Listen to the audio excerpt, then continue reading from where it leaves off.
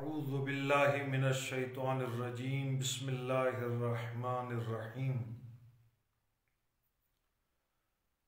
انا من المجرمین منتقمون۔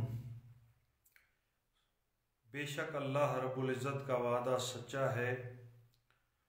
اور اس وقت جو صورتحال چل رہی ہے وہ پوری امت مسلمہ کے لیے توجہ کی ضرورت ہے، اور وہ یہ ہے کہ ایک طرف سے غاصب اسرائیل نے اپنے قیام کے پہلے دن سے 1948 سے فلسطین کے اندر جس ظلم اور بربریت کا آغاز کیا تھا وہ اب انتقام الہی کے نشانے پر ہے۔ اسرائیل کے زوال کا آغاز ہو چکا ہے، اور اس وقت جو صورتحال ہے وہ یہ ہے کہ اسرائیل نے جو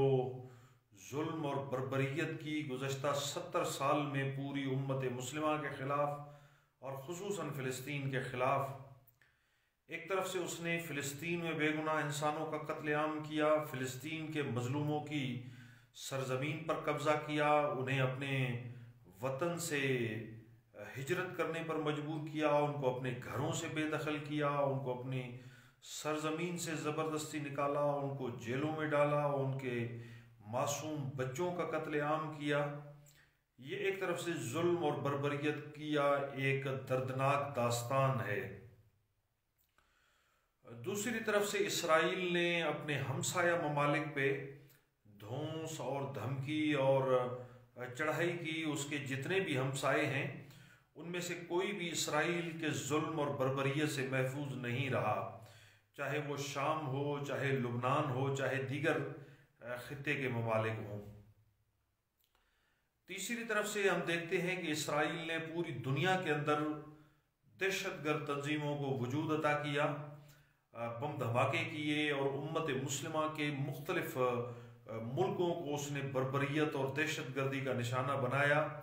اپنے پالتو ایجنٹوں کے ذریعے۔ اور اس کی تازہ ترین مثال داعش تھی، دولت اسلامیہ عراق و شام، وہ بدنام زمانہ دہشت گرد تنظیم جس کی بنیاد رکھنے میں بنیادی طور پر اسرائیل کا کردار ہے، اس کے سرپرست امریکہ کا کردار ہے، اور پھر ان کے اتحادی آل سعود کا۔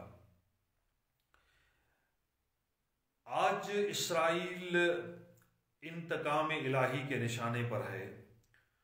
ہم دیکھتے ہیں کہ اس نے مسلسل بیت المقدس اور قبلہ اول اور مسجد اقصیٰ کو بھی بے حرمتی کی، اور وہاں نمازیوں پہ ظلم و تشدد کیا، اور ہم نے دیکھا کہ کل مسجد اقصیٰ کے اندر انہوں نے آگ لگائی، اور اس طرح کی ایک کیفیت تھی۔ دوسری طرف سے مظلوم فلسطینی ہاتھوں میں پتھر لے کر ایک طویل عرصے تک اسرائیلی جارحیت کا مقابلہ کرتے رہے۔ امت مسلمہ نے وہ منظر بھی دیکھا کہ جب اسرائیلی فوجی ایک خاتون کے گردن پر گھٹنا ٹیک کر اسے دبوچ رہا تھا، اور نوجوان اور بچوں کو اس طرح کی بربریت کا نشانہ بنا رہا تھا۔ لیکن ہم دیکھتے ہیں کہ گزشتہ کل سے غزہ کی پٹی سے جو حماس ہے، انہوں نے بہت بڑا ایک میزائل حملہ کیا ہے اسرائیل کے اوپر۔ دوسری طرف سے اسلامی جمہوریہ ایران کی طرف سے شام کی سرزمین پہ وہاں سے انہوں نے میزائل داغے ہیں، اور ایک بڑی تعداد میں میزائلوں سے حملہ کیا ہے، جس کے نتیجے میں اس وقت تل ابیب جل رہا ہے، اور اس کا جو ایئرپورٹ ہے وہ جل چکا ہے، اس کے شہروں کے اندر آگ جل رہی ہے، اور پورے مقبوضہ فلسطین میں جس کو اسرائیل غاصب کہا جاتا ہے اس کے اندر آگ جل رہی ہے۔ وہ آگ جو انسانیت کو جلانے کے لیے اسرائیل نے جلائی تھی، وہ آگ جو امت مسلمہ کے خلاف اسرائیل نے روشن کی تھی، آج وہ آگ اسرائیلیوں کو جلانے کے لیے آگے بڑھ رہی ہے۔ اس وقت پوری دنیا کے مسلمانوں سے میں اپیل کروں گا، خصوصاً پاکستان کے غیرت مند مسلمانوں سے، کہ وہ آگے بڑھیں اور مظلوم فلسطینیوں کے حق میں دعا کریں۔ ماہ مبارک رمضان ہے، اللہ کا مہینہ ہے، آپ روزے کی حالت میں ہیں، نماز کے مصلے پر جب بیٹھیں، جب عبادت کے لیے آئیں تو پروردگار عالم سے دعا کریں کہ پروردگار عالم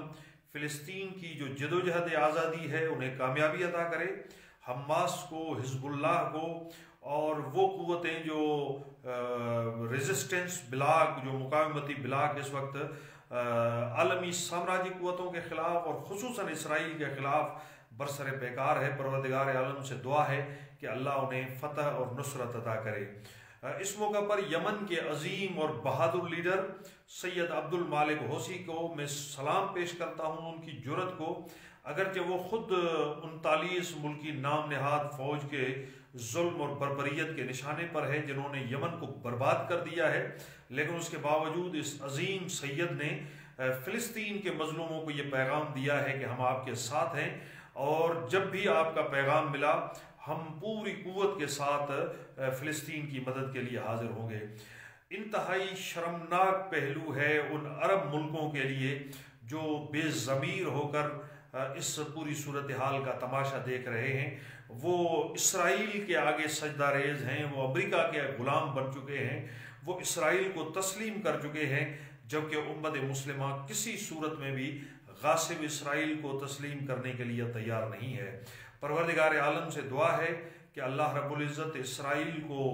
نیست و نابود کرے اور فلسطین کے مظلوموں کو فتح اور نصرت عطا کرے۔ پروردگار عالم سے دعا ہے کہ وہ قبلہ اول اور بیت المقدس کو آزاد کرے یہودیوں کے چنگل سے، غاصبوں کے چنگل سے، اور مسجد اقصی جلد آزاد ہو۔ اور پروردگار عالم سے دعا ہے کہ ہمیں یہ توفیق عطا کرے کہ ہم بیت المقدس پہنچ کر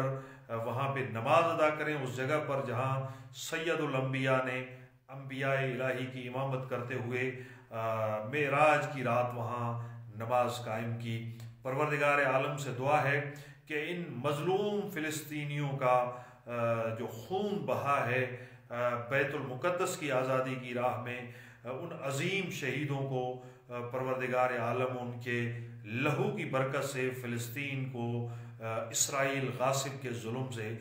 جلد از جلد نجات عطا کرے۔ پروردگار عالم سے دعا ہے کہ اللہ رب العزت کشمیر کے مظلوم مسلمانوں کو بھی فتح اور نصرت عطا کرے۔ قائد اعظم محمد علی جناح رحمۃ اللہ علیہ بانی پاکستان نے فرمایا تھا